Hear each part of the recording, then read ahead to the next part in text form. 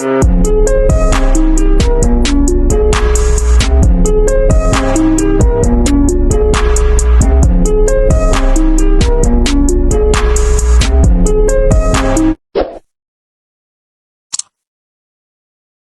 वालेकुम everyone, welcome back to my YouTube channel. उम्मीद करता हूँ आप सब खैर वाफियत से होंगे।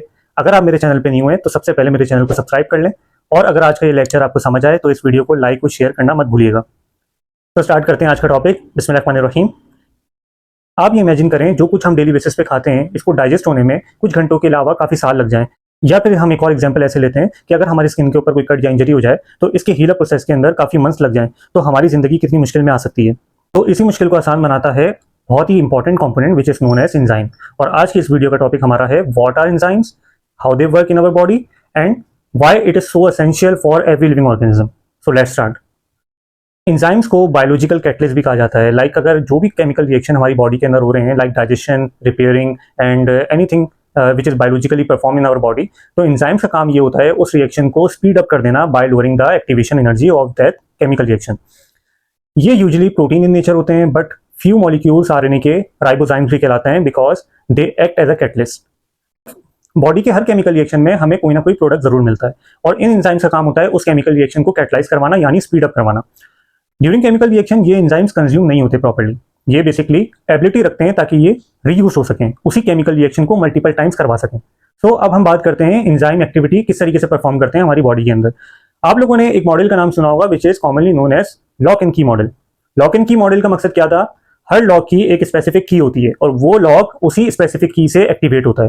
तो एंजाइम भी बेसिकली इसी मॉडल को फॉलो करते हैं, लेकिन मोर लाइकली ये एक और मॉडल की तरफ जाते हैं which is also known as induce fit model. होता क्या है, एंजाइम के पास एक एक्टिव साइट होती है, उस एक्टिव साइट पे एक इसका की यानी सबस्ट्रेट आके अटैच होता है। जैसे ही वो सबस्ट्रेट आके अटैच होता है उस एक्टिव साइट के ऊपर, तो एंजाइम एक्टिवेट हो जाते हैं to perform to catalyse the chemical reaction in our body. Sometimes ये सबस्ट्रेट शेप में चेंज होते हैं, तो एंजाइम ये एबिलिटी रखते हैं कि वो अपने शेप को उस सबस्ट्रेट के शेप के साथ मैच कर सकें बाय अडेप्टेशन। उसकी शेप को अडेप्ट कर लेते हैं और इंड्यूसली फिट हो जाता है वो सबस्ट्रेट एंजाइम के स्ट्रक्चर के अंदर। This is how they activate and work in our body. अब हम बात करते हैं स्ट्रक्चर ऑफ एंजाइम के बारे में। जैसे इससे पहले हमने जिक्र किया, they are usually protein in nature, so it is made up of amino acids, और they are usually 3 dimensional in shape. इनका जो शेप होता है वो 3 डायमेंशनल होता है। इनके पास एक एक्टिव साइट होती है जिस जगह पे एक सबस्ट्रेट आके अटैच होता है और वो पूरे एंजाइम को एक्टिवेट कर देता है। Number second is substrate. Substrate क्या होता है? सबस्ट्रेट एक ऐसा मॉलिक्यूल है जिसके ऊपर एंजाइम एक्ट करता है। जैसे ही सबस्ट्रेट उस एक्टिव साइट के ऊपर आके बाइंड हो जाता है तो ये एक कॉम्प्लेक्स की शक्ल ले लेता है which we call enzyme substrate complex. और इस कॉम्प्लेक्स से बनने के बाद जो आपका प्रोडक्ट है वो रिलीज आउट हो जाता है फ्रॉम केमिकल रिएक्शन, और जैसे केमिकल रिएक्शन से रिलीज आउट होता है तो ये एंजाइम दोबारा अवेलेबल हो जाता है to perform that chemical reaction again. अब हम बात करते हैं फैक्टर अफेक्टिंग एंजाइम एक्टिविटी।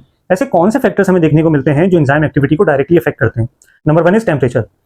हर एंजाइम का एक डिजायरेबल ऑप्टिमम टेम्परेचर होता है जिसके ऊपर वो ये कैपेबिलिटी रखता है कि वो खुद को डीनेचर होने से बचा सके और अपनी एक्टिविटी को, परफॉर्मेंस को कंटिन्यू रख सके। तो जैसे जैसे टेम्परेचर इंक्रीज होता रहता है केमिकल रिएक्शन के दौरान, जो एंजाइम की एक्टिविटी है वो भी इफेक्ट होना स्टार्ट हो जाती है। आफ्टर थ्रेशोल्ड लेवल वो खुद को डीनेचर करना स्टार्ट कर देते हैं। Number 2 is pH. जिस तरह हर एंजाइम का एक ऑप्टिमम डिजायरेबल टेम्परेचर होता है, इसी तरीके से हर एंजाइम की एक स्पेसिफिक पीएच होती है। इसकी एग्जांपल हम ऐसे लेते हैं, पेप्सिन एक हमारे पास एंजाइम होता है जो एसिडिक एनवायरनमेंट में बहुत अच्छा परफॉर्म करता है। लाइक पेप्सिन कहाँ पे काम करता है? पेप्सिन एसिडिक एनवायरनमेंट यानी कि स्टमक के अंदर काम करता है। लाइकवाइज ट्रिप्सिन एक हमारे पास एक और एंजाइम है जो कि बहुत ही अच्छा परफॉर्मेंस करता है in alkaline environment like small intestine. तो ये हमारे पास 2 ऐसी एग्जांपल्स थी एंजाइम्स की जो भी हमने डिस्कस की। Number 3 factor is substrate concentration. अब ये सबस्ट्रेट कंसंट्रेशन डायरेक्टली प्रोपोर्शनल है टू केमिकल रिएक्शन रेट। इसका मतलब यह है जैसे जैसे सबस्ट्रेट की अवेलेबिलिटी, उसकी कंसंट्रेशन बढ़ती चली जाएगी, इसी तरीके से जो केमिकल रिएक्शन रेट है वो भी बढ़ता चला जाएगा। Number 4 is enzyme concentration. अब जिस तरीके से सबस्ट्रेट कंसंट्रेशन डायरेक्टली प्रोपोर्शनल है केमिकल रिएक्शन रेट के, इसी तरीके से ये एंजाइम कंसंट्रेशन भी डायरेक्टली प्रोपोर्शनल है टू केमिकल रिएक्शन रेट। जिस तरह अवेलेबिलिटी ऑफ सबस्ट्रेट मैटर कर रही थी, अफेक्ट कर रही थी इस केमिकल रिएक्शन रेट को, इसी तरीके से एंजाइम कंसंट्रेशन भी अफेक्ट करती है दिस केमिकल रिएक्शन रेट को। और ये एंजाइम कंसंट्रेशन उस रिएक्शन को स्पीड अप कर देती है जितना ज़्यादा इसकी अवेलेबिलिटी होती है, ताकि रिएक्शन जल्दी परफॉर्म हो और ये खुद को अवेलेबल कर सके to perform the next reaction. ये कुछ हमारे पास फैक्टर्स थे कि जो एंजाइम एक्टिविटी को डायरेक्टली हिट करते हैं, उसको अफेक्ट करते हैं और एंजाइम की एक्टिविटी को या तो प्रमोट करेंगे या फिर उसको इनहिबिट कर देते हैं। लास्ट में हम लोग बात करते हैं इंपॉर्टेंस ऑफ एंजाइम की। एंजाइम क्यों इंपॉर्टेंट है? जैसे हमने जिक्र किया इससे पहले, हर सेकंड में मिलियंस ऑफ रिएक्शन हमारी बॉडी के अंदर हो रहे होते हैं, और इन मिलियंस ऑफ रिएक्शन को सक्सेसफुली परफॉर्म कौन करवाता है? दीस एंजाइम्स। सो एंजाइम्स हमारे इसलिए इंपॉर्टेंट है क्योंकि ये बॉडी के अंदर बायोमोलिक्यूल्स को डाइजेस्ट करवाते हैं, like carbohydrates, proteins, fatty acids and so on. इसके साथ ये एटीपी की प्रोडक्शन करवाते हैं बॉडी के अंदर, जैसे आपको पता है ये डायरेक्ट सोर्स ऑफ एनर्जी है हमारी बॉडी के लिए।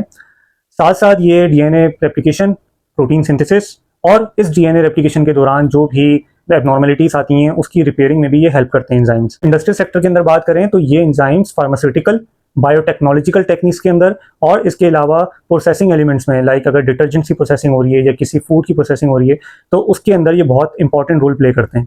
तो ये था आज का टॉपिक हमारा एंजाइम, जो कि बहुत ही छोटा सा टॉपिक था लेकिन बहुत इंपॉर्टेंट टॉपिक है, जो कि बहुत ही बायोलॉजिकल प्रोसेस को आपस में कनेक्ट करके रखता है। उम्मीद है आप लोगों को समझ आया होगा। समझ आया तो वीडियो को लाजमी लाइक कर दीजिएगा और इस वीडियो को शेयर भी कर दीजिएगा। अपना बहुत ही ख्याल रखिएगा। अल्लाह हाफिज़।